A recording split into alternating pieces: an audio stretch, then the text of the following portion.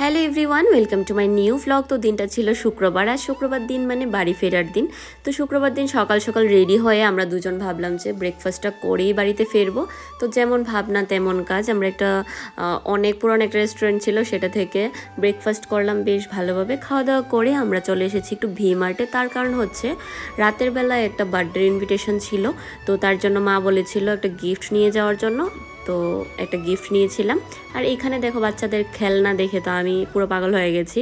আমি নিজেই বাচ্চাদের খেলনা নিয়ে খেলে নিচ্ছিলাম ওইখানেই।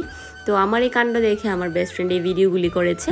তারপর দেখো আমি ওই যে হাতের মধ্যে ড্রেসগুলি সেগুলি নিয়েছিলাম, আর সাথে আরও অনেক কিছু কেনাকাটা করেছি, সব কিছু তো আর ব্লগে দেখানো হয়নি।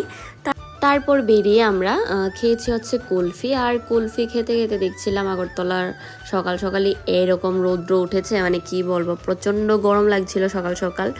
তারপর আমরা উঠে পড়েছি অটোতে, আর অটোতে উঠেও আমরা দুজন মিলে কুলফি খাচ্ছিলাম, তার সাথে ভীষণ ভীষণ গল্প করছিলাম। আমরা দুজনে যখন একসাথে বাড়িতে ফিরি বা মানে বাড়ির থেকে মেলাঘর থেকে আগরতলা আসি, বেশ ভালো লাগে, কারণ একা একা ট্রাভেল করতে হয় না।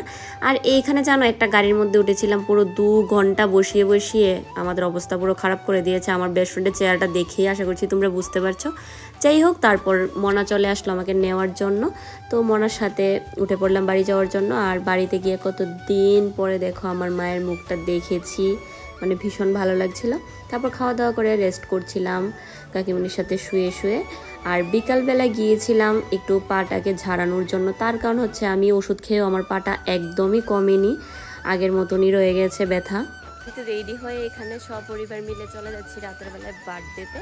তো কার বার্থডে কি তোমাদের সাথে শেয়ার করব। আর এইখানে দেখো আমরা চলে এসেছি বার্থডে বাড়িতে, আর এই হচ্ছে বার্থডে বয়। ওকে কিন্তু তোমরা সবাই আশীর্বাদ করে দেবে, সাথে উইশ করে দেবে যেন ও খুব ভালো থাকে, সুস্থ থাকে। আর এই হচ্ছিল আমার আন্টি, আর তার সাথে দেখো এই হচ্ছে আমার বোন। ভীষণ মিষ্টি লাগছে বোনকে দেখতে। আর এইখানে দেখো সব বাচ্চারা মিলে আমার ব্লগে হাই বলছিল।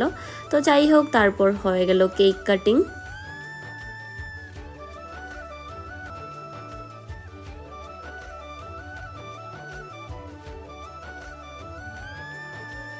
আর কেক কাটিংয়ের পরে দেখো আমার আন্টিদের অবস্থা, আমারও এরকমই অবস্থা ছিল, আমারটা আর ব্লগে দেখায়নি।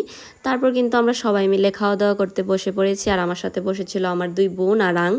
আমরা ভীষণ গল্প করতে করতে খেয়েছি। Tata tata.